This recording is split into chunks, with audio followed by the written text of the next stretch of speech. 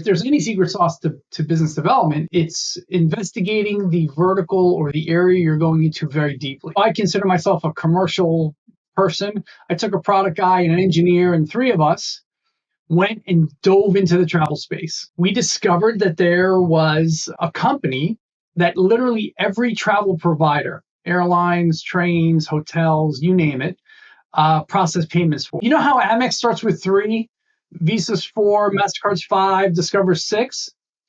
1 and 2 are this company. It's called UATP.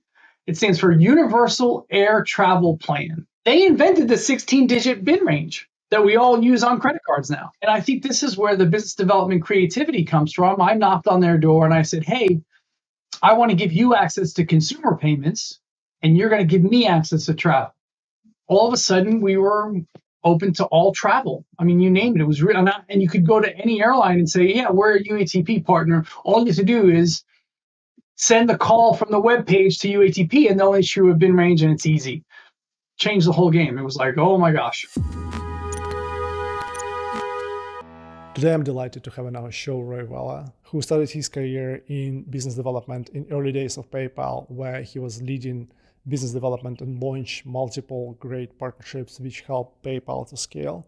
And I think we can learn a lot from his rich experience from PayPal to leading great tech companies across continents.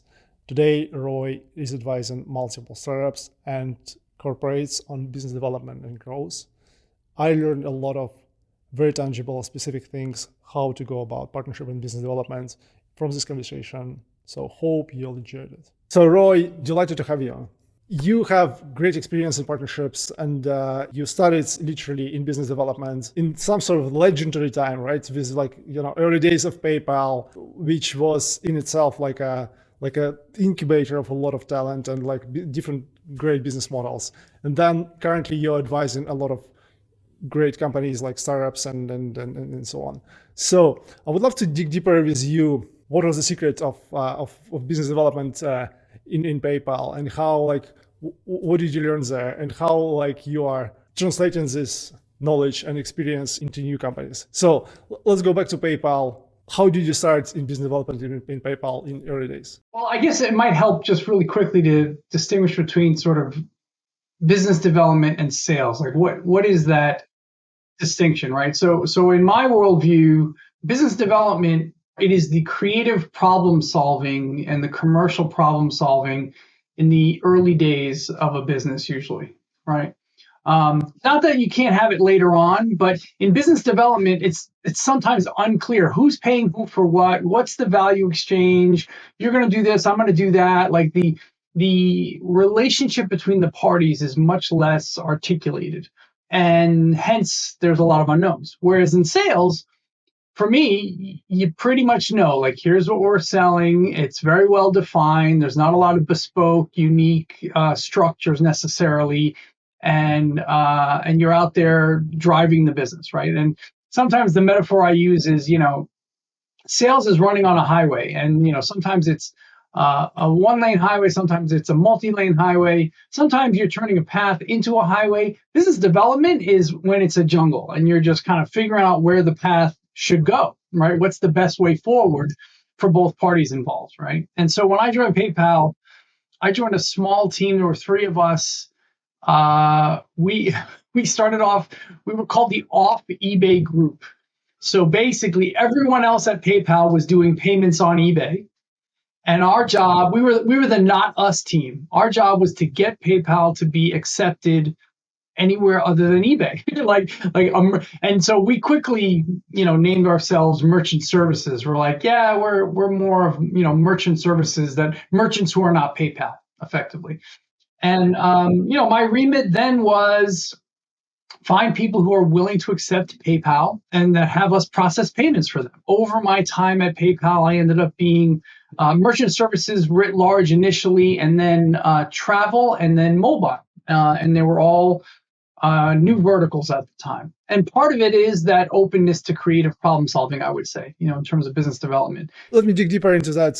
Business development versus sales is clear. Like, how do you compare business development with partnerships then? Is it the same? It's not that business development necessarily goes away. It's that you keep exploring new areas and new ways of working together. So, I mean, I can tell you about travel to begin with, right? So the transition of myself from sort of merchant services broadly to travel as a vertical, I got upset. Someone threw up a slide and it showed our percentage of volume, and it said we do 10% of volume, and then it had a little asterisk at the top, and on the bottom it said excluding travel.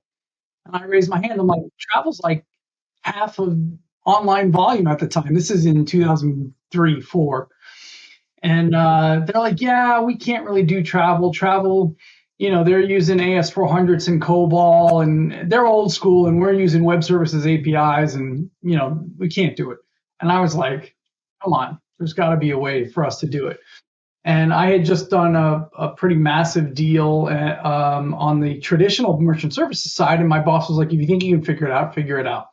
And this is what I think is the secret sauce. If there's any secret sauce to business development, it's investigating the vertical or the area you're going into very deeply. So we realized so I consider myself a commercial person. I took a product guy and an engineer, and 3 of us went and dove into the travel space.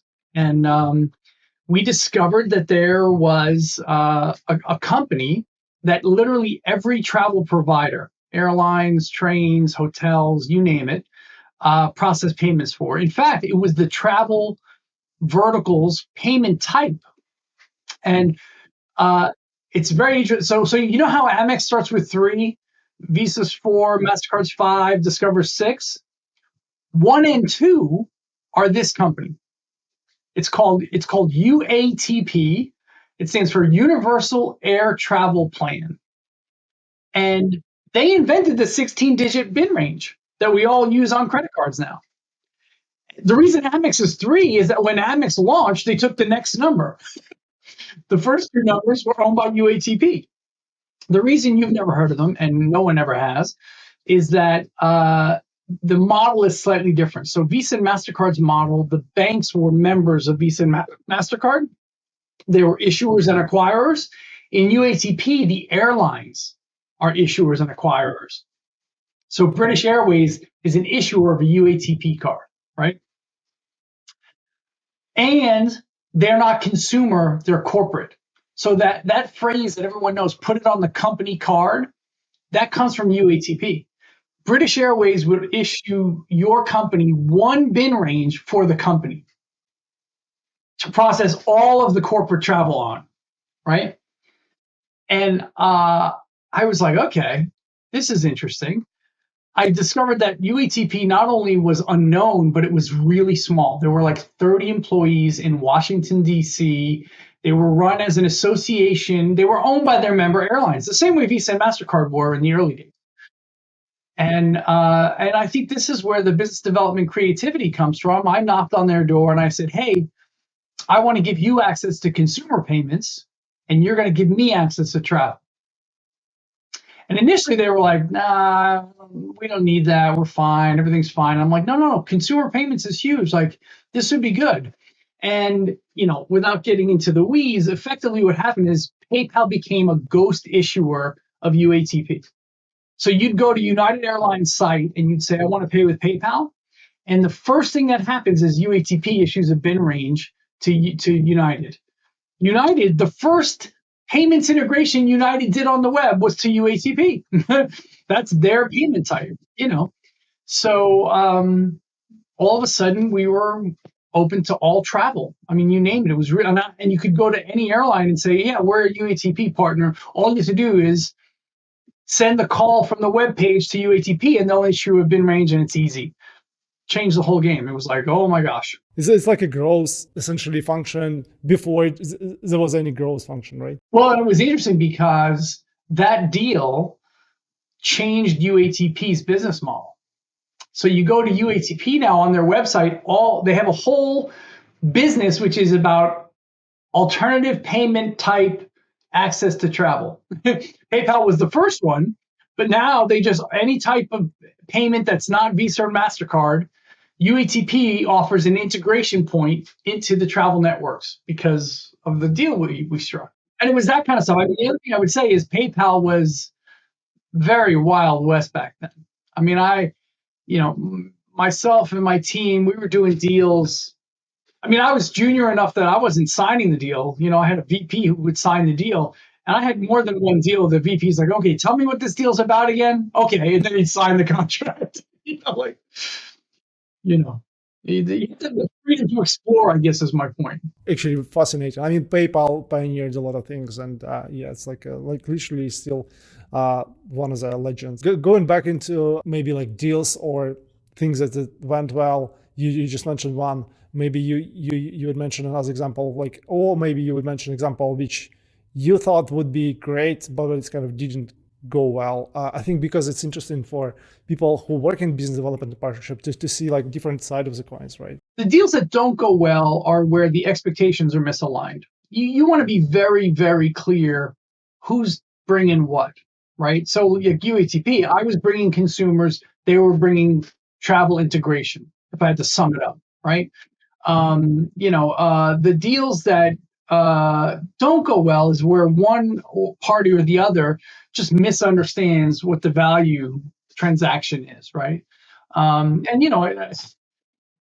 had a roommate in Chicago right when I was right out of undergrad, and he goes, "You want to be clear who's doing who a favor, right? Like who's doing what, and you also you want to avoid deals that are PR deals." So without naming any names, I have seen in my experience where one party is doing the deal effectively for the press release.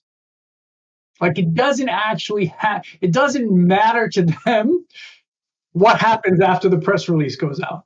You see a lot of that in startup land, where what's really happening is a brand transaction, where one party is looking at the other party to be able to say that they've done something in a vertical or a space, especially where there's hype. Oh, we've done something in crypto. We've done something in artificial intelligence. We've done, like, sometimes you'll get a small company and a large company, and the small company's like, this is going to be great. Look at all their volume. Look at all the things we can do.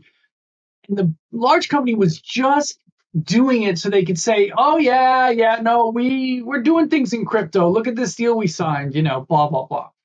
Really don't care so much about volume after the deal or transactions, working. That happens a lot in Silicon Valley. You get a little guy in a hot space, does a deal with a big guy that has brand value. You look at the deal a year later, nothing happened. I agree. I see that a lot across the board as well. But how do you differentiate? What's your advice of actually? How do you poke holes in this deal so if you're a small guy, so a big guy? Part of it is don't make generic contracts. If it's important to you that a deal manifests that payment volume, for instance, or any sort of transaction volume or sales or whatever goes through, lay it out. Put the milestones in the contract. Mm-hmm. You really don't want a contract that doesn't have material milestones in it. Yeah. And you also, the other thing I would say is that it's important to put accelerators in it, right? So what I mean by accelerators, you want to put terms in the contract that encourage activity, that encourage front end activity. So, for instance, you might do a deal with someone who you would never really give exclusivity to, like, we can't do an exclusive deal with you. There's all these other players in the market we want to do a deal with. But I'll give you 6 months exclusivity or a year. And so in the first 6 months, you get 2x the return, and then it goes down to X after that, right?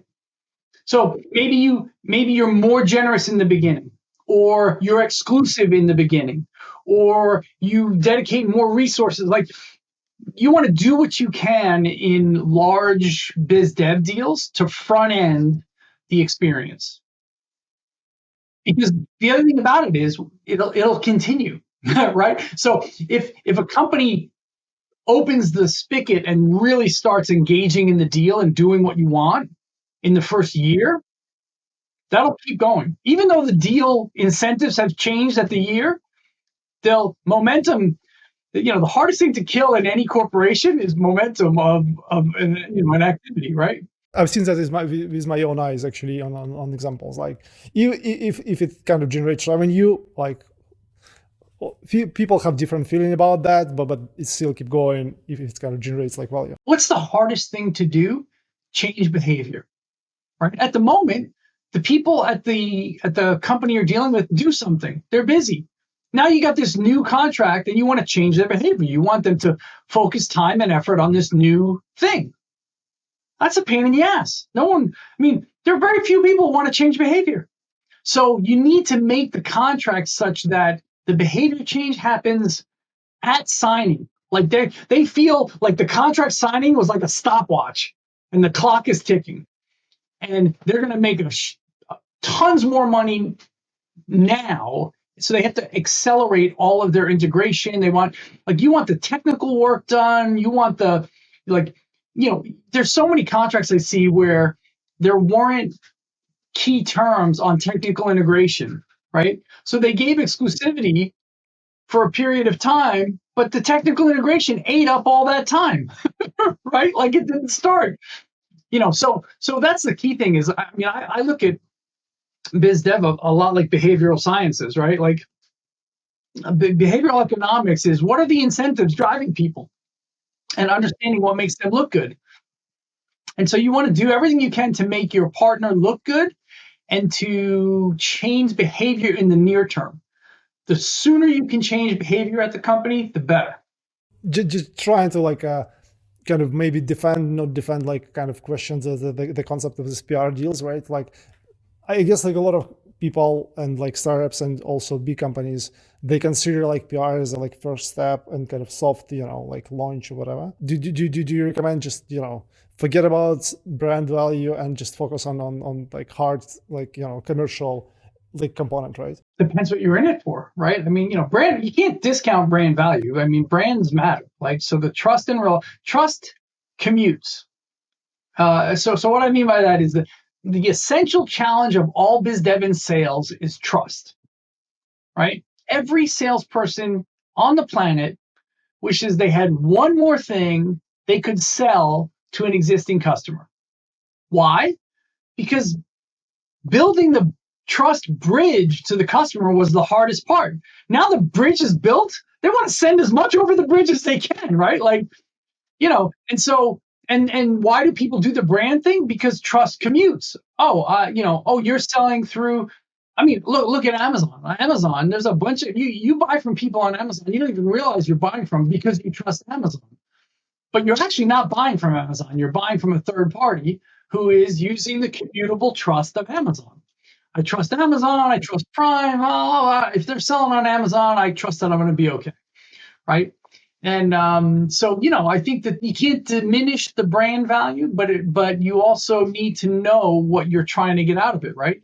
If brand value is the vast majority of your value, then you don't care so much about. So that's the thing. You got to be clear. The partner and you both have to understand who's doing what for whom, who's paying who. You're giving me some brand value. I'm paying you for this. You're paying me for that. We're working together on the back end, blah, blah, blah.